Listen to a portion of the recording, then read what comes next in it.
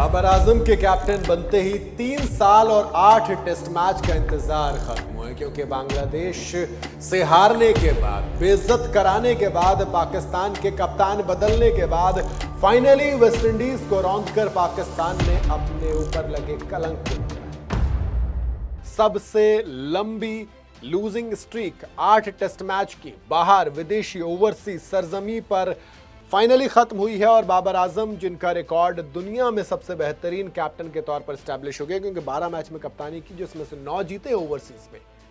Win ratio Babar की test cricket के इतिहास के सबसे बेहतरीन, जिसने कम से कम 12 मैच में कप्तानी की।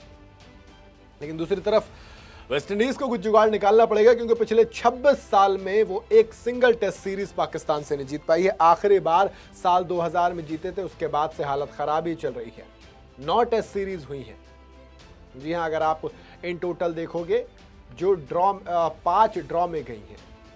हाँ, वहीं अगर बाबर आजम की बात करें तो 9 अवे टेस्ट विंस हो गए हैं 12 मैचेस में एज अ कैप्टन, जो कि एज अ कैप्टन देखोगे विन और लूज रेशो सबसे कमाल की विन और लूज रेशो, यानी कि 3 मैच वो जीतते हैं तब जाकर 1 हारते हैं। जब आप मिनिमम 12 टेस्ट मैच देखोगे तो पाकिस्तान की मैंने वही बताया कि 8 मैच लगातार हार चुके थे, 8 मैच बाहर की सरजमी पर। और वैसे भी अगर देखो तो लगातार 4 टेस्ट मैच तो ये हार ही गए थे ओवरऑल। बांग्लादेश ने हराया था, वेस्टइंडीज ने हरा दिया था पहला टेस्ट मैच, इसलिए अब 4 मैच की लूजिंग स्ट्रीक के बाद फाइनली ये आई है। और ओवरसीज में तो जुलाई 2023 में आखिरी बार श्रीलंका को हराया था और उसके बाद अब ये जाकर जीते हैं। वहीं अगर टोटल इतिहास देखा जाए तो फिर 4 सीरीज हुई हैं, जिसमें से 10 सीरीज हुई, जिसमें से 4 वेस्टइंडीज ने जीती, 1 पाकिस्तान ने और 5 ड्रॉ रही है।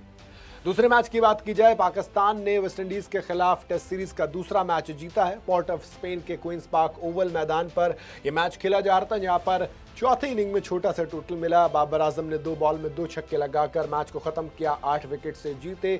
और मेहमान टीम को दरअसल टोटल सिर्फ 75 रन का टारगेट मिला था। टीम ने इमाम उल हक और अजान अवैस को खोकर अब्दुल्ला शफीक और बाबर आजम अगेन फिर से जो पहली इनिंग में पार्टनरशिप थी, दूसरी में वही बनी और मैच खत्म किया। टीम से अब एक पॉजिटिव उम्मीद आई है। साजिद खान से लेकर बाबर आजम से लेकर सरफराज तक का चेहरा ये बता रहा था कि चलिए कुछ तो अच्छा हुआ है। वेस्टइंडीज ने वैसे सीरीज का पहला मैच जीता था और इस तरह से सीरीज 1-1 की बराबर पे रही। मैच के चौथे दिन पहले सेशन में वेस्टइंडीज की दूसरी पारी सिर्फ 117 रनों पर सिमट गई। पाकिस्तान के स्पिन बॉलिंग का वेस्टइंडीज के पास कोई जवाब नहीं था। सिर्फ केविन भोज, जिन्होंने 34 रन बनाए, वही 20 रनों का आंकड़ा पार कर सके हैं। पाकिस्तान के लिए साजिद खान ने 32 रन देकर 4 विकेट चटकाए और अली उस्मान ने 39 रन देकर 4 विकेट। दोनों के पास 8 विकेट थे। 33 साल के उस्मान ने इसी सीरीज में टेस्ट डेब्यू किया था। इंजरी की वजह से वेस्टइंडीज के लिए ब्रैंडन किंग बैटिंग करने उतरे नहीं। उन्होंने बाबर आजम की सेंचुरी रोकी, 88 पर उनको आउट किया, रन आउट, और इसके बाद मैच से बाहर चले गए वो।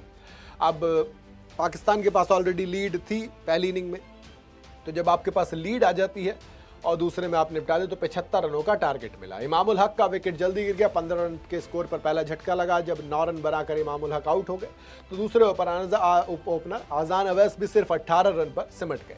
इसके बाद अब्दुल्ला शफीक और बाबर आजम ने एक कमाल की पार्टनरशिप की, छोटी लेकिन कमाल की। दोनों ने 24 रन बनाए और बाबर ने आखिरी 2 बॉल पर 2 छक्के लगाकर मैच को खत्म किया। मैच की पहली पारी की बात की जाए तो वेस्टइंडीज ने 344 रन बनाए थे, जिसमें जस्टिन ग्रीव्स ने सबसे बड़ी 73 रनों की पारी खेली।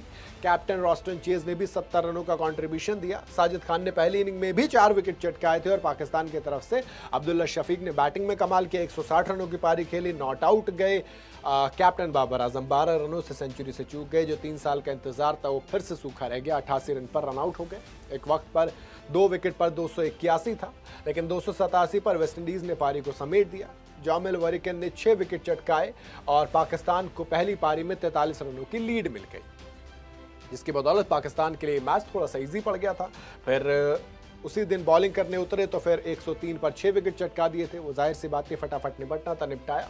और पाकिस्तान ने इस मैच के साथ साथ अपनी इज्जत, अपनी जो साख थी, अपनी जो लूजिंग स्ट्रीक थी, वो बचाकर सब कुछ अपने फेवर में कर लिया है। But let's see, Babar Azam as a captain so far so good नजर आए हैं, क्योंकि वापसी तो हुई है क्या पाकिस्तान की। क्योंकि WTC के पॉइंट्स टेबल की बात करूं तो सबसे नीचे टीम थी, 9वें नंबर पर थी, बट अब 9वें नंबर से 8वें नंबर पर आ गई। हालांकि उस चीज़ से कोई सेंस नहीं, क्योंकि टॉप 2 टीमें ही WTC का फाइनल खेलते हैं, जो कि फिलहाल ऑस्ट्रेलिया और साउथ अफ्रीका है। बट पाकिस्तान क्या बाबर आजम के दौर में वापसी की राह देख पाएगा? आपको क्या लगता है, बताइए जरूर कॉमेंट करें।